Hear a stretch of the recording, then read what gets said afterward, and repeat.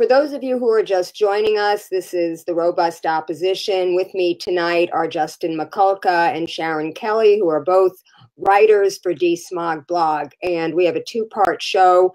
The first part was about the economics of fracking and how it's really not an industry that makes money, and it is being propped up by Wall Street. And in the second part of our show, we're going to be talking with Sharon Kelly, who wrote an amazing four-part series on fracking for plastics. In my mind, if you asked me what plastics were made of, I would have told you it was a petrochemical product, but I never really connected fracking to plastics until I read her series. So thank you very much for writing that, Sharon. I should point out that the series is still underway. So even as the economics of fracking are looking like they will no longer make sense, this entire new industry is springing up. And what you say is that the Rust Belt is turning into the plastics belt.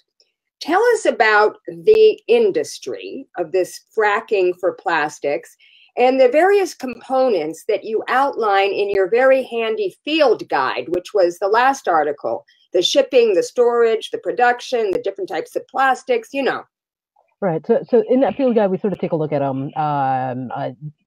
the various pieces of equipment that you might see in your neighborhood or your community. If there's a planned petrochemical expansion coming through, and I'll leave those sort of like the detailed terms of crackers, etc. to interested readers who want to take a look at that piece. But I think one of the most important things to recognize is that fracked shale gas wells don't only produce natural gas, or shale oil wells don't only produce oil. They can also produce something called natural gas liquids, and that can be propane, that can be butane, and that can be something called ethane. And it's ethane that is at the heart of this move to expand the petrochemical industry. If it cannot be sold for plastics, it remains mixed in with the methane or natural gas in pipelines and sent to you might burn it might be you might burn natural gas in your home, or you might get natural gas your electricity from a natural gas power plant. They might leave the ethane mixed in with the methane, or they can separate out that ethane, which can be sold for at a higher premium than natural gas, and use it to make a very broad array of petrochemical plastics, including polyethylene, which is made from ethylene, which is made from ethane. And so when we talk about the idea of the Rust Belt potentially turning into a plastics belt, what we're talking about is an area that has suffered economically from the decline of the steel and coal industries, that is sort of in the crosshairs when it comes for an unprecedented expansion of the petrochemicals industry in this Appalachian region. So I think there's just a lot of issues with that deserve greater scrutiny. Yes. So explain how the state officials are really pushing this, because they want to create jobs, they want to create new industries. Environmentalists ignore the real need for jobs and employment at their peril, right? And you have the American Chemistry Council, which is talking about linking 79,000 potential jobs in the chemical industry to shale gas by 2025. And I think when you think about that as like a citizen in this area or a politician in these areas, you might be alarmed at the possibility of losing the prospect of bringing back work into areas that have been hit by the decline of coal and steel, to prior non-renewable resources. And I think if the way that I would think about answering those concerns is that what we're talking about is not a debate over jobs or no jobs. It's a debate over jobs in the plastics and chemicals industry, or jobs in renewable energy, wind and solar. And so, it's about choosing what is the source of the energy that we're going to use in the future. Will that be fossil fuels, or will that be renewables? Both of those industries bring jobs to our communities. And when you think about what kind of job you want in your town, do you want that to be a plastic or a petrochemical factory and a fracking rig? Or do you want your friends and your neighbors to be getting jobs installing solar panels, building more energy efficient homes, repairing windmills? Now, Sandra Steingraber, who is a fractivist from New York, and she famously spent time in jail because she was protesting the gas storage facility under Seneca Lake, which is her pristine lake where she lives. And she gave a great quote, which I'd like you to read about this. So I think you're referring to she told DeSmog that we could really be in trouble. It's not about energy independence. It's about making more junk that nobody needs. And what I think she's referring to is the idea that when a lot of the conversation about shale gas and fracking has been about energy independence.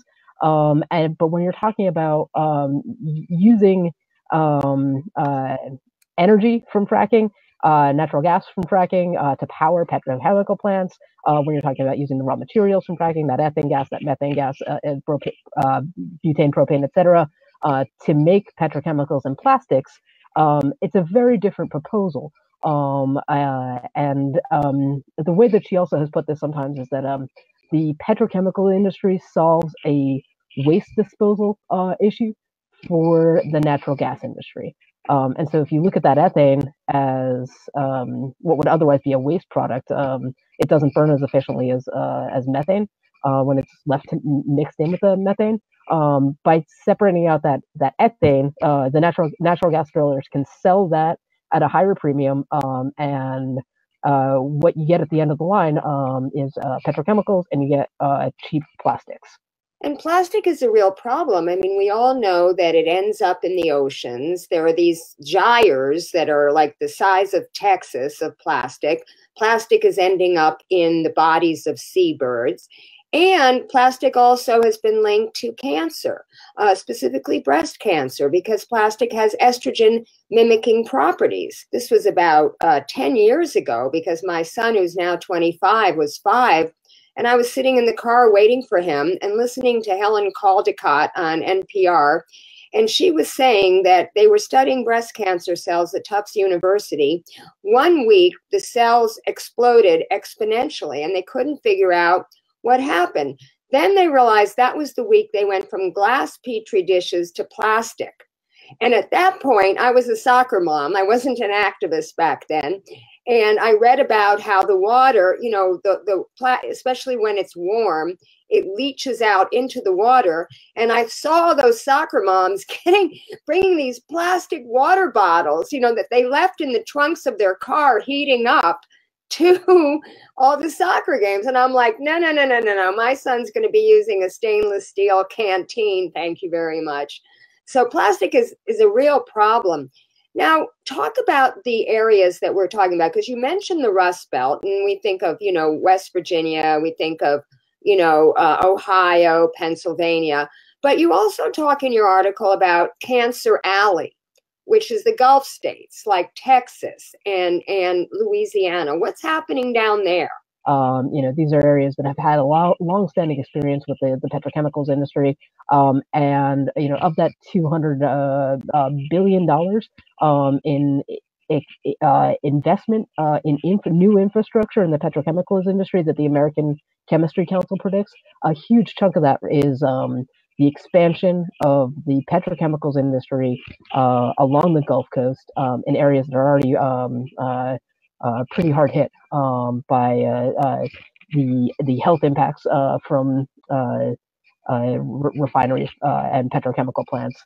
And then what we're seeing that's new is the planned expansion into Appalachia.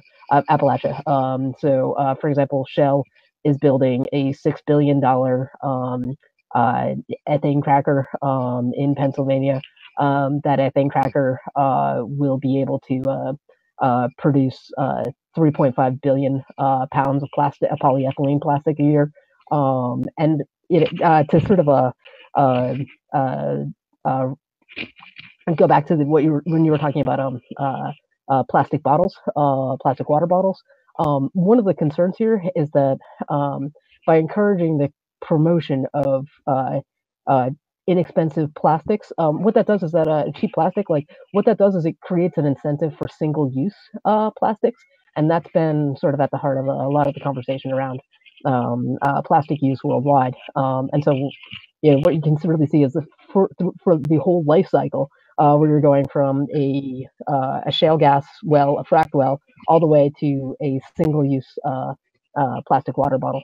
So talk about that human health ramifications from all these petrochemical plants. Talk about the ramifications for human health, the environment, and also for climate change. Specifically, these 74 new plants in Texas and Louisiana, how much greenhouse gas emissions that would create, and how many, that would be the equivalent of how many new coal-fired plants that we're so proud of ourselves for shutting down. So the Environmental Integrity Project took a look at a group of 74 petrochemical and LNG projects along the Gulf Coast, and they found that they have permits to pollute or to emit 134 million tons of greenhouse gases a year to the atmosphere, which they said is equal to 29 new coal power plants running around the clock every year. And so these are significant projects. I think one of the things that gets lost when we think about using petrochemical or using fracked gas as a feedstock, one of the things that I think you also have to think about is is not just the emissions from the production of plastics and petrochemicals, but also these are very, very energy intensive plants. Some of them are so large that they have their own on-site power plants. And so you're getting that combination of the CO2 from generating electricity or heat to power these plants, and also the hazardous air pollution and greenhouse gas emissions that can come from the plants themselves. Now, talk about how the regulators can't keep up, because that was one of your first articles. They're just not equipped to understand this or properly regulate it.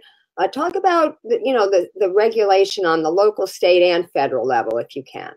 Well, so this is one of the things that we wanted to take a close look at, is whether state regulators in Ohio, West Virginia, Pennsylvania, in areas where there haven't been the same sorts of large petrochemical plants that are now being proposed, whether they really are prepared for, I think it's pretty well known at this point that a lot of state regulators were caught relatively unprepared for the expansion of shale gas drilling and fracking. I think, you only have to look back at some of the water pollution issues that were happening when, companies were being allowed to dump wastewater through publicly owned sewage treatment plants back in 2011, 2010. A situation where that the EPA described as one of the largest failures at that time to provide clean drinking water to the American public out in Pittsburgh. So when when state regulators aren't prepared, it can have serious consequences. It's more of a concern with the oil and gas industry, which is more heavily, which enjoys more exemptions to federal environmental regulations. But even with the petrochemicals industry, one of the things we found is that out in Ohio, there's a proposal to build an ethane storage facility. Ohio state regulators were unfamiliar with how one of those storage facility operates. To the point where at an industry conference, the builder was complaining about how long it took to get permits from state officials because they didn't understand what was being proposed, what they're proposed to build. And so you have these companies that are, or this particular company put together an animation and sort of showed in the abstract how an ethane storage plant should work. It's easy to say how, in principle, a site should operate. But when it comes to what can go wrong, that's something you're not going to hear from the builder of a site. And so when regulators don't understand what's being proposed, it can leave citizens without protections from things that may be dangerous. Now, can you speak to if there's been any regulatory capture by this industry? Because we know, I did a show on Monsanto with Carrie Gillum, who wrote a book on how they have suppressed the science that, or the knowledge that glyphosate, which is the main ingredient in Roundup, causes cancer, because they have the FDA, the EPA, and the U.S. Department of Agriculture completely captured by industry people. In your reporting, have you come across that with any of these agencies? So I think when you're talking about like chemical regulation, it's sort of a different sphere of environmental law than infrastructure construction and hazardous waste handling and air pollution permits and that sort of realm. But when you look at what are the chemicals that might be made at a lot of as this industry expands, I think there's been a lot of criticism about the Toxic Substances Control Act and how weak that law is in terms of like failing to require operating on a reactionary basis instead of on a precautionary principle. Is something that's been criticized for. I think like with the Trump administration coming into office after there was an effort towards reform of the Toxic Substances Control Act. I think like you saw EPA officials complaining that the Trump administration basically acted like that reform had never been passed. Okay, well, you mentioned the toxic control substances. We have a state agency in California that's very corrupted. They did not do anything about the Exide battery factory in South LA that was poisoning people. They finally shut that down. The city attorney had to get involved. They also have not shut down the Santa Susana that was a site of nuclear testing, and Boeing bought it, and then they wanted to build housing on it. Well, it was an area that just got burned in the fires, and people are sounding the alarm, and I'm going to be doing a show on this, hopefully next week, about how this toxic stuff is now being, in the air. And so these agencies are really not doing their job. And we can't, as Americans, we can't be depending on them. I mean, I know a lot of people in the Porter Ranch area, for instance, where they had the largest methane gas leak in history, trying to shut that down. They're monitoring their own air quality because they don't trust, what the state is doing. And they're still having trouble shutting that down, partially because Jerry Brown, our outgoing governor's sister, sits on the board of Sempra Energy, which owns Southern California Gas. And Jerry Brown himself has taken over $20 million over the years from oil and energy industry. And that's why he won't ban fracking. And he makes such a big show about being a climate leader and going all over the country and all over the world, talking about how he wants his legacy to be addressing climate change, when in reality, 20,000 new wells have been permitted during his regime. And he also talks about how he's going to stop, Trump from drilling offshore in federal waters. Well, he drills in state waters, 3 miles off the coast of California. There are 5 times more wells, state wells, than federal wells that Trump would want to drill. So the guy is a big hypocrite. And, people that don't look into this stuff, they just believe the BS that the politicians want to sling at them. So let's talk about the next subject, which is the term stranded asset. This is a term that I first heard with the divestment movement. A lot of students that are trying to get their universities to divest from the fossil fuel companies have used this argument because it's a financial argument. Why don't you tell us what the term means and how it plays into Trump leaving the Paris Agreement? When I think about how effective regulation is of industry, I think it's always important to keep in mind that as bad as things are, they could always be worse in some ways. And so when you have, I've definitely talked with, rank and file EPA workers who are calling attention to things that they see as significant issues, and without them we would not know what scientists are seeing out in the field. It's important to keep in mind that the Paris Agreement doesn't really have any kind of enforcement mechanism, but nonetheless it does set a standard, outlines what steps we need to take in order to prevent more than 1.5 degrees of climate change. When we look at the expansion of the petrochemicals industry, which would create new fossil fuel infrastructure that will last for decades, that will generate more greenhouse gas emissions than we currently have. If I can sort of take a tangent here and say, one of the sort of paradoxes of the petrochemicals industry is that a lot of what they produce are the raw materials that are used by the renewable or clean energy industries. And so it's a complicated area. When we look at whether we can comply with the Paris Agreement, one thing that I think is pretty clear is that we don't want to be building new infrastructure that will move us in backwards when it comes to complying with the standards described in the Paris Agreement.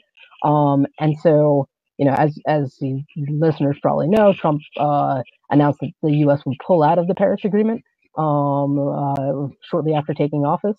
And some of the experts that we've talked to, or activists that we've talked to at DeSmog, have pointed out that even though the Paris Agreement doesn't directly include an enforcement mechanism, what could happen potentially is that trading pressure from countries that are more compliant with the Paris Agreement could be applied to sort of push the U.S. Towards compliance with Paris, whether that's under the Trump administration or under subsequent administrations. If we were to live in a world where countries, including the U.S., were following the standards set out in the Paris Agreement, we couldn't continue to operate these petrochemical plants that are being proposed or under construction now. And so that, if you'll bear with me on the long-winded answer here, that is what causes the concerns about stranded assets, right? So it's a question of, are we going to spend money today building infrastructure and equipment that it could turn out we don't have like essentially the latitude on greenhouse gas emissions to run in the future, and if that is the case, then we're basically we'll be stranding those assets because we won't be able to use them. Yes, and this is something that I tried to make the case to my university president. I have not contributed a dime in the last 10 years because he refused to listen to this case that I was trying to make, which is that Wesleyan University should divest from companies that, they should divest from any funds that have fossil fuel companies in them. And the fact that they are going to be a stranded asset, they're going to have all these oil and gas properties and these wells and these pipelines and these refineries and stuff that we're not going to be able to use if we ever really get serious about addressing climate change. And the other thing that we need to do is we need to start getting our pension funds, our unions, to start divesting from these funds that have all these bad investments in them. In researching something that I want to do about the failure of Prop 10, which was our bill to restore rent control in the state of California, I noticed that only 2 unions contributed to this effort, even though there was something like 500 unions in favor of it. But only the teachers union and the nurses union gave maybe about $100,000 each. The major amount of money was funded by Michael Weinstein's AIDS Healthcare Foundation. He funded 90% of the $23 million that was the yes on 10. And the no on 10, of course, spend $80 million. The Apartment Owners Association, the real estate developers, the real estate agents. In researching this, I discovered that while the teachers union spent $100,000 for the yes on 10, they also have hundreds of millions of dollars through their pension fund, CalSTRS, invested in the Blackstone Group. which was the largest individual funder of the No on 10 and the largest corporate landlord in the country. So I just want to ask you my final question, which is, again, I'm always looking for hope at the light at the end of the tunnel. Can you tell us if there's any activism against this new industry that you've noticed? A lot of my Facebook friends are always talking about the Mariner East. I think that's part of it. Can you talk just a couple minutes about that? This is a pretty interesting sort of nexus of concerns. We have folks who are concerned about single-use plastic, who are concerned about ocean plastic pollution, who are concerned about the health impacts of plastics, or who are living in communities where petrochemical refineries, and folks who are living in the shale fields can really sort of see a common interest, and looking at like sort of like the full life cycle of from shale gas wellhead to plastic gyre in the ocean ultimately. Once these plastic plants begin actually making plastic, which I should point out has not yet. The Shell's cracker is under construction in Pennsylvania. I think there's a huge array of groups who are working on plastics. There's a lot of groups who've been working for like about a decade now on fracking, and sort of doing work on there. There's also organizations that have been involved in pipeline fights, because one thing to remember is that you have to transport this ethane gas, butane, propane, etc., to factories. This just the same as you have to transport natural gas and oil to market. And so there's a very broad array of grassroots organizations, big green organizations. When it comes specifically to, you mentioned Mariner East, there's organizations like Food and Water Watch that have been doing a lot of organizing around that. So yeah, I would just encourage folks to find out what's going on in their own areas. I want to thank you both for being on the show. I'm going to put up the website, the Twitter handle of DeSmogBlog, which is the publication that you both write for. It's a very valuable publication. People can sign up and get daily or maybe weekly emails from DeSmog. These two reporters, if you read their work, and I will be putting the links to their articles in the comments, actually do what reporters are supposed to do. They read industry reports, they listen on industry conference calls, they talk to people in the industry, they talk to regulators, they talk to people in the communities. It is so discouraging that most people get their news and information from television, where these so-called reporters don't even report. They're just, infotainment, if you will, generalists. They don't even have a specialty in their field that they're reporting on. I was on TYT yesterday, and Jimmy Dore was railing on Jim Acosta because he thought he was really grandstanding with what happened with Trump. But he really wasn't asking him a serious question. He was asking him a gotcha question that was designed to, incite Trump so that he would do what he did, and then they get ratings, and then they go and they're suing to get their press access back, and it becomes a big sideshow. And really, the good reporting, the people that are reporting on the things that we need to know, the things that affect our lives, are being done on the internet with people like you and groups like DeSmogBlog. So I really want to encourage my viewers to subscribe to that and follow these guys' work. So thank you both for being on my show. I really appreciate it. Thanks for having us. I'm going to be going live to the site of the Woolsey fire. These fires are obviously caused by climate change, or exacerbated by climate change, not by bad Forest Service management, as Trump has alleged. We really need to think about this. As people know, we only have 12 years before it becomes too late. I mean, we've already set into motion things that we cannot reverse: the acidification of the ocean, the melting of the glaciers.